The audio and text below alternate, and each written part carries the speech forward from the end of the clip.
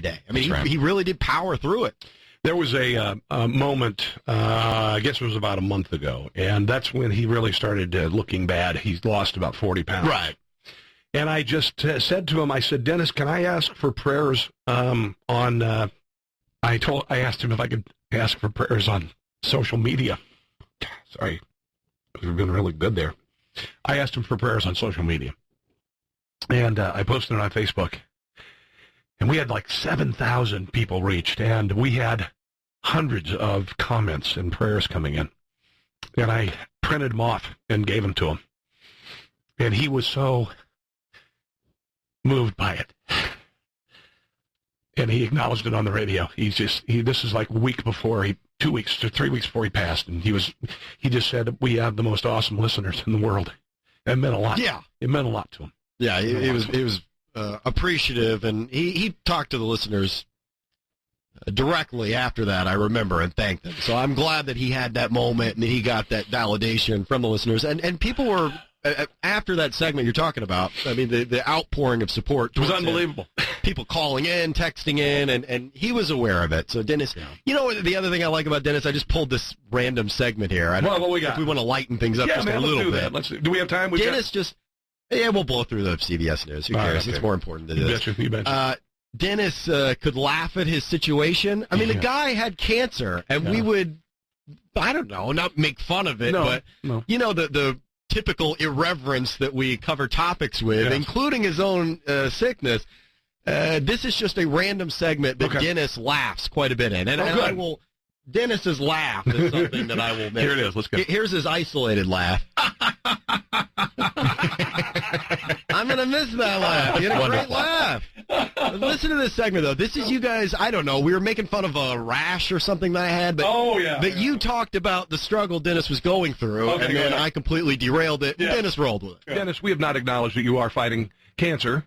Because I didn't want to make a big deal out of it, and I didn't know what you wanted people to know about it. I just want you to know that I consider you to be a very strong and brave individual for getting up as early as you do, going through what you go through every single day. And I've been in here when I've seen you, and I can tell when you're down, and I can tell when you're sick. And you are going through something that I can't even imagine. But Dennis Rooney comes to work every day, despite chemo, despite the chemo hangover. And all that. So I respect Dennis for doing that. Meanwhile, Junior here has a couple shingles on his ass, and it's a big deal. What the hell just happened there? It's a big deal. Let's not make this thing all about Dennis. Oh, goodness, he has cancer. He's a hero. I have red, blotchy spots on my butt cheek right now. It hurts to sit down, all right? I didn't want to take away from your crisis with some poor guy just... He only has cancer. I mean, that's all. You don't use your lungs to sit down, do you? I have to sit on my butt cheek, and it has red, blotchy spots on it, and it hurts really bad. I mean, the text response to me potentially having shingles. You guys are, it's like people want bad things to happen to me. A little more of me laughing, actually. Yeah, Dennis was in there a bit. If we can, I want to play the Weber bit. Yeah, I can find the Weber bit. I can find the Weber bit, because the Weber bit was really good. Because Dennis and I went after Jared, because Jared, I don't know if you heard deserved it. Jared, his dad sold him his used Weber for more than a new Weber cost. Oh. And Jared bit. And we found this out organically, and Dennis and I went after him like sharks on chum. So we're going to share that coming up. Randy Miller's going to join us next, right? Yes. John, thanks for coming in, man. Thank you, Rob. God bless him. May you rest in peace, my brother. I hope you're listening to the show up there. Dennis Rooney. Just glad to have you as a part of our life. Let's take a break. We'll be right back. You're listening to Carson in the Morning. We can't air that. How do I know you guys aren't going to chop it up later and make me look like an idiot? On KCMO.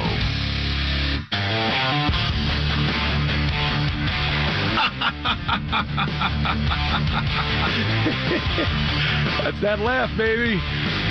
Dennis Rooney's laugh. Man, if you can get Dennis Rooney to laugh like that, you've said something genuinely funny. Yeah.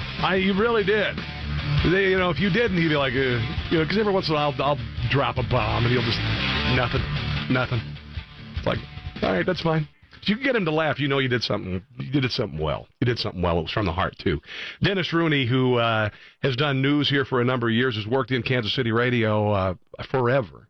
Since what? The early mid-'90s? familiar voice on a lot of radio stations. Late 80s. Late 80s, okay. He passed away this week. A lot of people, it was a shock, it was a surprise.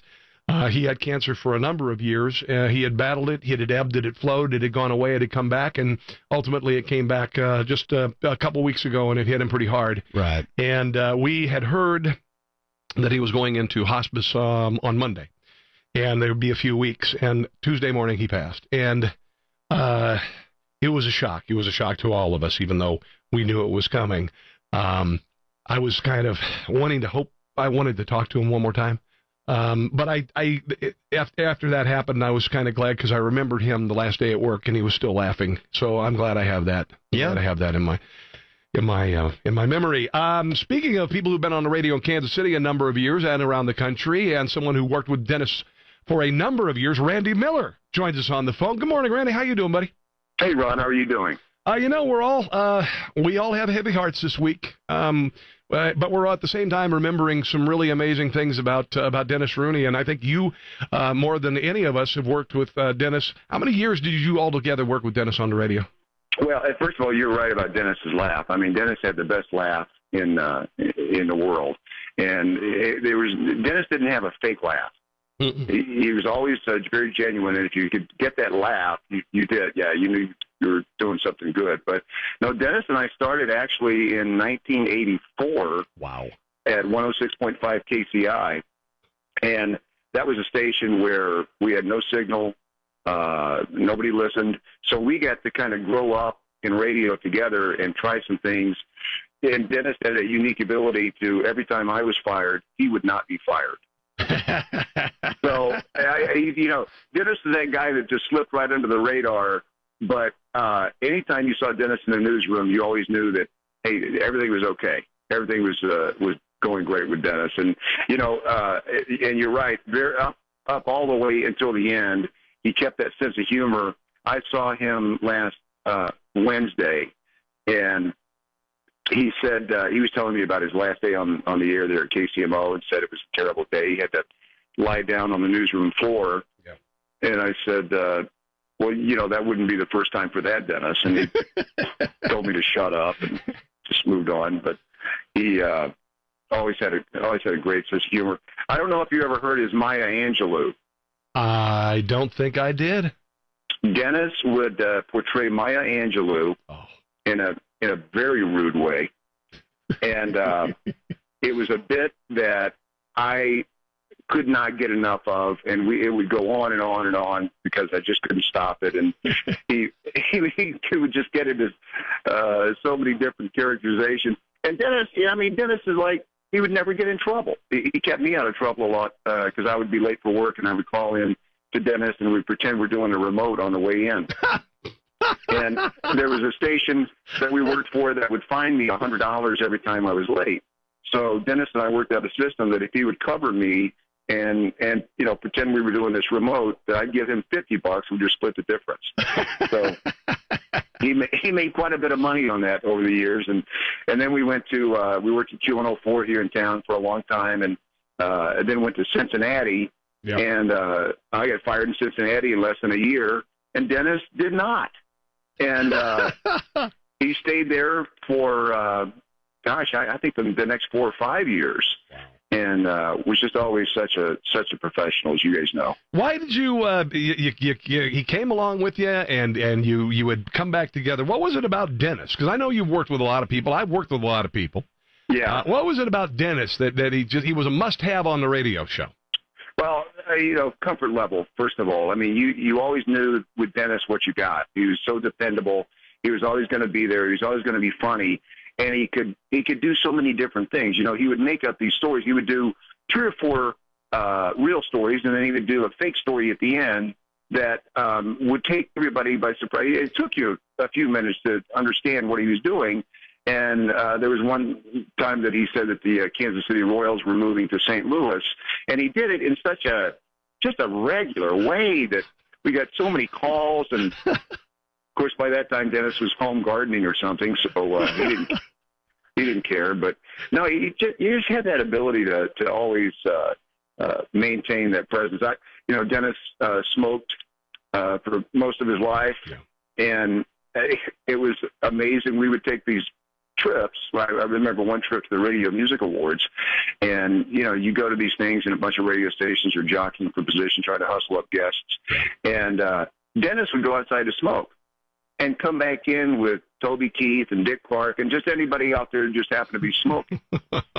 and it was just kind of his way. He's just a very unassuming guy and a very private person. Yeah. But man, was just dynamite and just solid on the radio. Yeah, it was when he was here. He was doing three stations newscasts. He was doing traffic. He was doing all this, and then he would also. I could just point in there, and he would have something. He would have a line when I needed it, and frequently, Randy and Jared here. He does a lot of improvisational comedy. I do a lot of improvisational comedy, and in one fell swoop, he'd destroy us and have the best line of the entire show.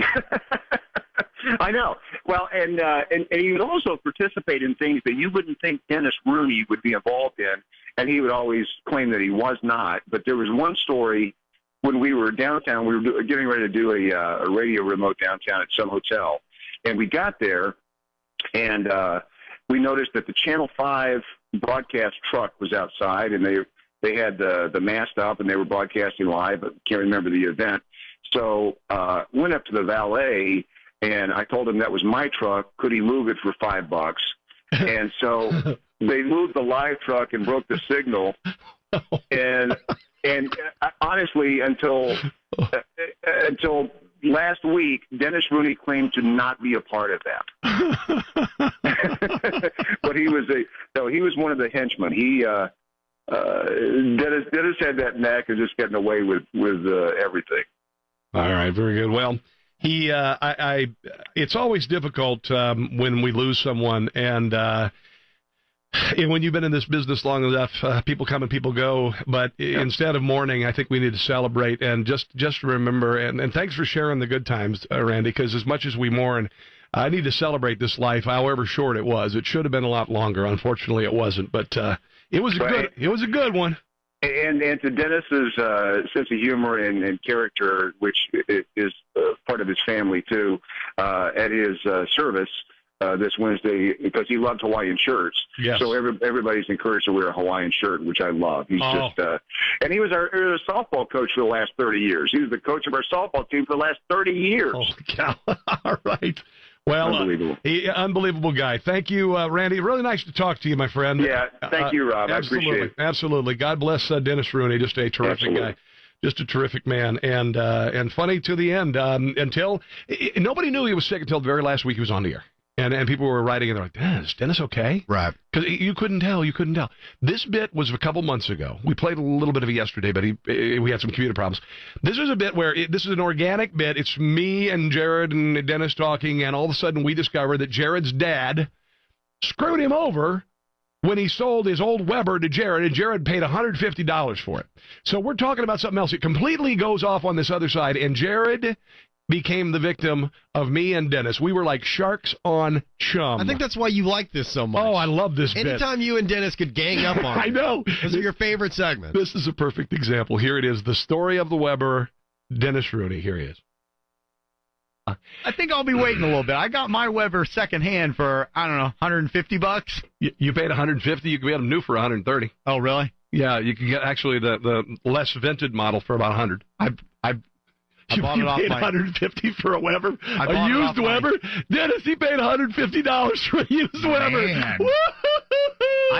I've got some land in Florida that maybe. Wow. Huh? Oh, hey, I got a mountain bike. I'll sell it to you for $2,000. You know, are you guys serious right now? Yes. Do you know who I bought the Weber grill from, my second-hand Weber grill from? No. My father, when he was moving. Oh, no.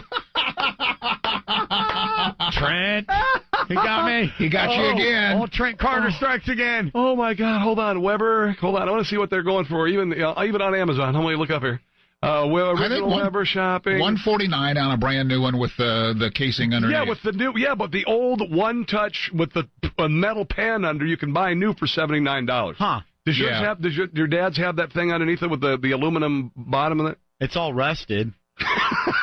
You paid $150. Oh my God! God, this is fantastic. Oh, this is just It's great. not me, it's Your dad screwed you over. He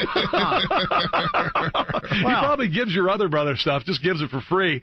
He charges. Oh, your other brother got all the lawn furniture for nothing. Dad, you're... He really did. Specifically lawn furniture. Nice. My brother gave me lawn furniture. He said, I got so much of this, I can't even use it. Yeah. Plus, you have a deck. I don't even have a deck, so I'll give you some of these chairs. Thanks, Matt. Yeah. Appreciate that. Look, Dad gave me the Miata. Huh. Jared. What? You guys wonder. I think he got sold a used Rusty Weber for $150 by his dad. His daddy. That's why he doesn't spend any time with you. I think you guys think that my issues with my family is a joke. Yes. No, it's just, I make light of it, but there's a real dark, sad place that it comes from. And that was shown today. Well, there you go. Boy, I was having a good Friday. Yeah. I was having a good Friday. Hey, Jared, it's your dad. Mom and I got some Tupperware we'd like to sell you. $100. $100 for this set of Tupperware. Now, some of the lids don't match, but it's a pretty good deal. I hear they sell for $150. I don't know, Dad. That seems kind of steep. Would you take 85? 87. All right, deal. All right. Good job. Hey, honey. He fell for it. We're going to get rid of all of our crap. We don't even have to have a garage sale. Jared's going to buy it. Selling those Beanie Babies. I know. Oh, you know. I'm so aroused right now, honey. Let's go upstairs. Hey. That's my parents. That's my parents you guys are talking. All right, move on. Let's do something of substance. Unbelievable that this just happened. 9:44 on a Friday. Boy, the show reached a new low. All right. God, man. Let's do it in Jared's old room. Okay.